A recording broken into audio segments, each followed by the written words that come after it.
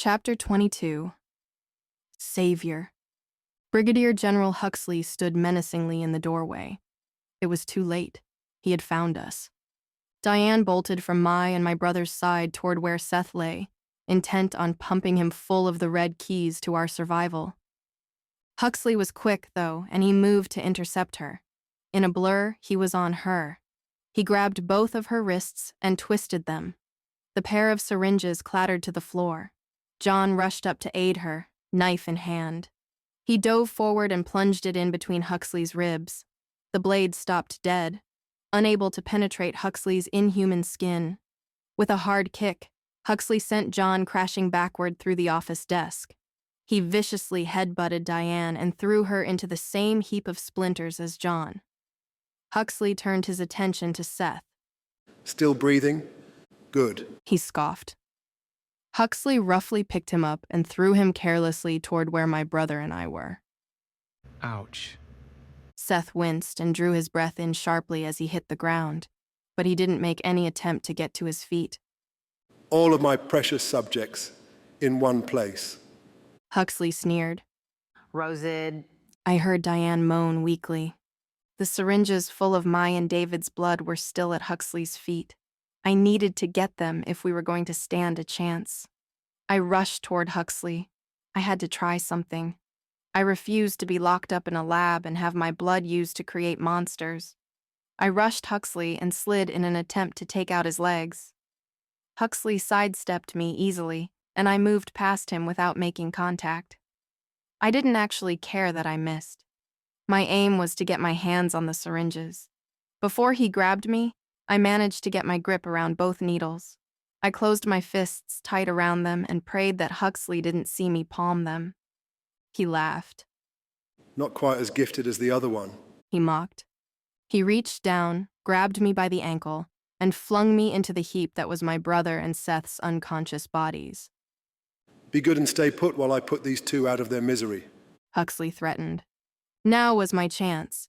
I could inject Seth with the two syringes containing my and David's blood and turn him into something that would equal Huxley. But I didn't want that. Despite our desperate situation, I didn't want to risk giving more power to the person who killed my friends.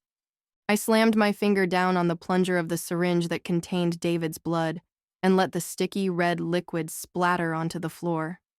Working fast, I jammed the needle into Seth's arm and siphoned off his blood. Huxley, sure of his victory, was slowly closing in on John and Diane. His face was contorted in a twisted smile as he cruelly savored the moment. I hope this works, I whispered to myself.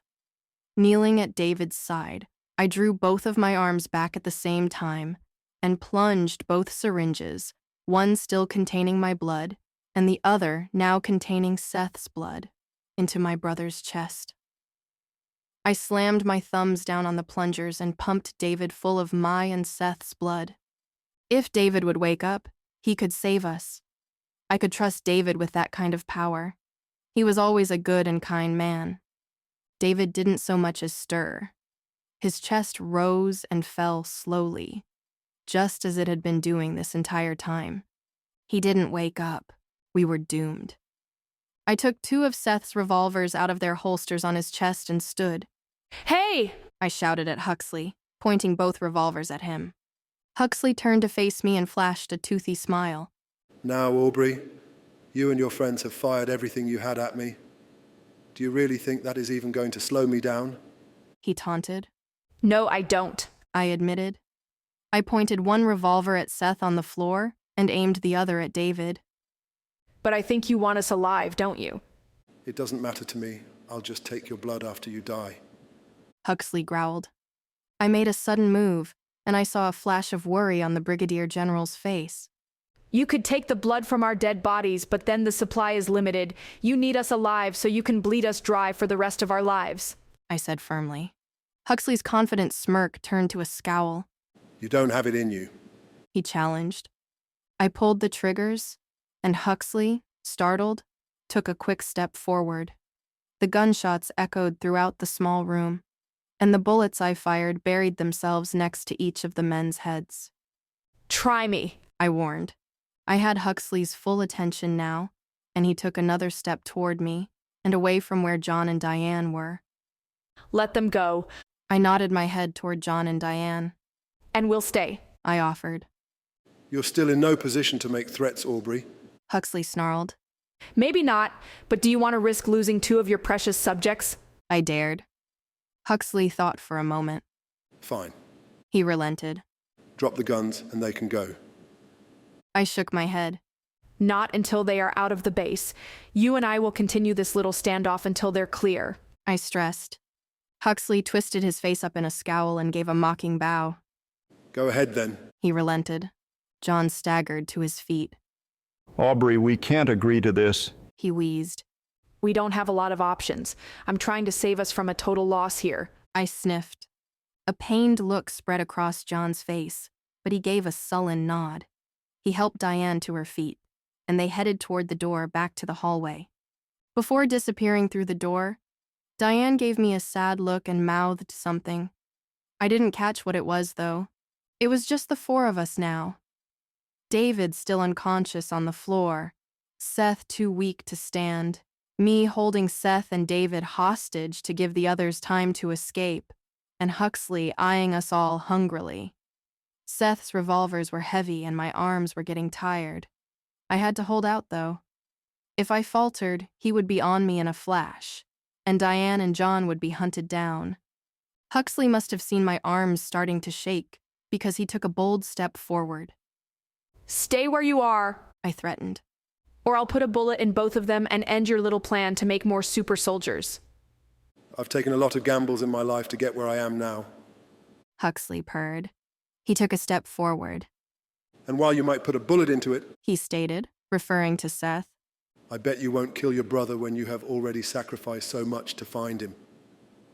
He leapt forward and pinned my arms against the wall, slamming my wrists against the concrete.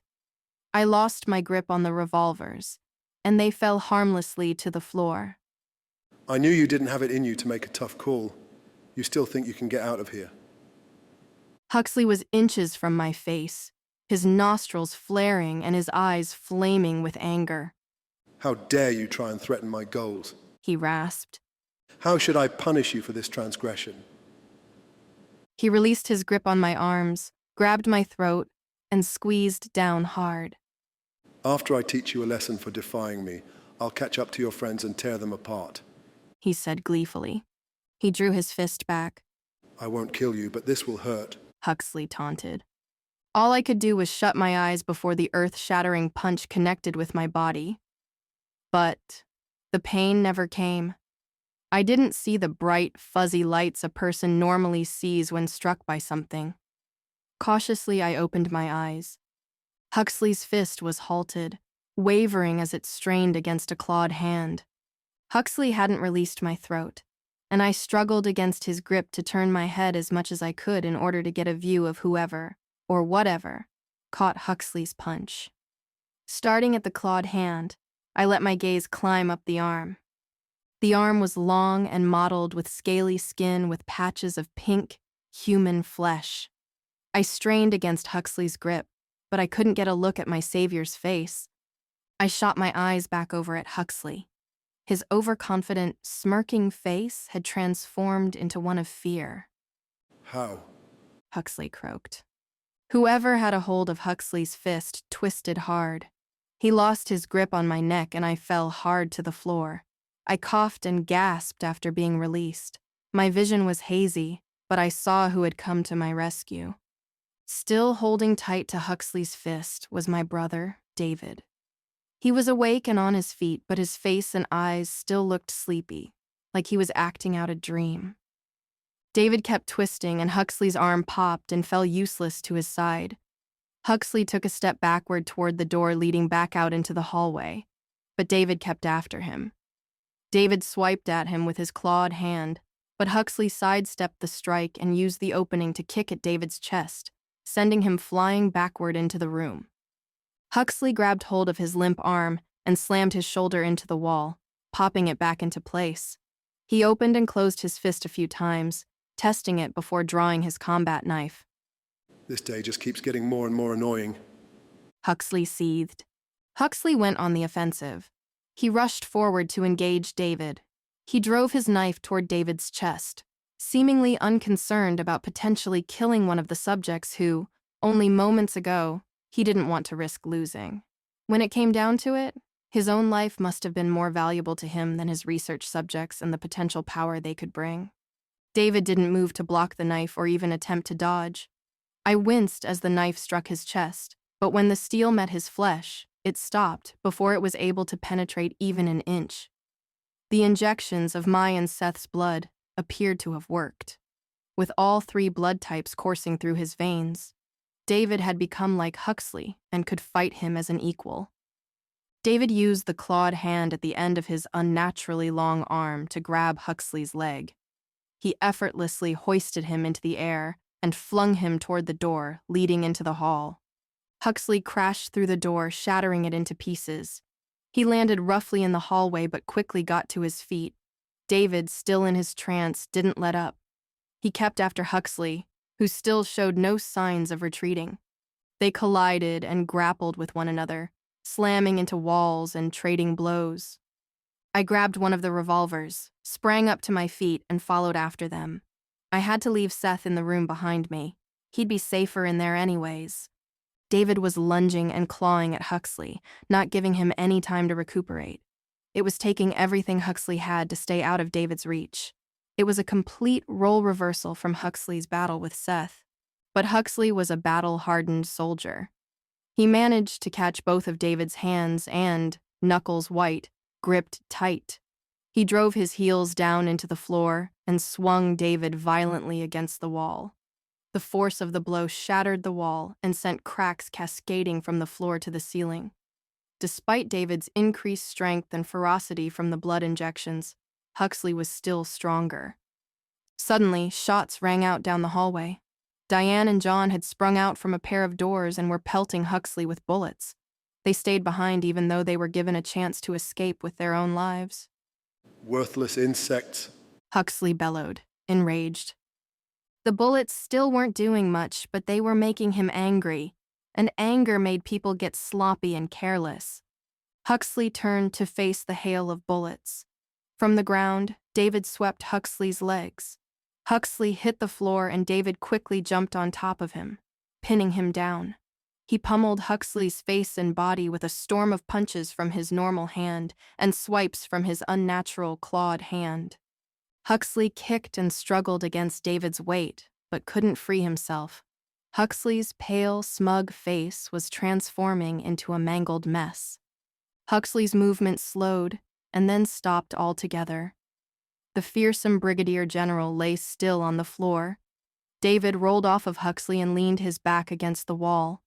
He still had the same dazed look about him and was breathing heavily. Huxley sputtered and coughed, but didn't rise. Diane and John left their cover and jogged down the hallway toward us. Both of their faces were racked with utter shock. What happened? What happened? They both demanded in unison. I described how I recovered the syringes when I charged at Huxley, and how instead of injecting Seth, I'd emptied the syringe containing David's blood, taken Seth's blood, and chosen to inject David with a combination of my and Seth's blood. I explained how the mixture must have given David's body the boost to regain consciousness. Diane scowled as I described the events to her. That was an unnecessary risk. She chastised. Where is Seth? Seth is okay. He's still in that room. He was injured, so I didn't think he would be able to fight. I lied. I left out that the reason I didn't inject Seth was that I didn't want to make the man who killed my squad as strong as Huxley. John nudged Diane, and her face brightened. She squatted down across from my brother, who was resting against the wall, and shot out her hand.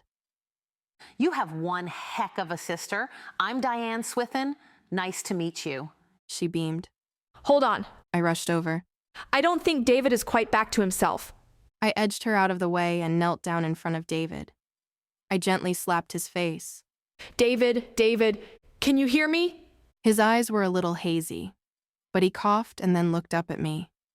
His eyes started to focus, and I could tell he was coming out of his trance. Aubrey, He croaked. where am I? He was back. My brother was back. I laughed and cried at the same time. You're safe now.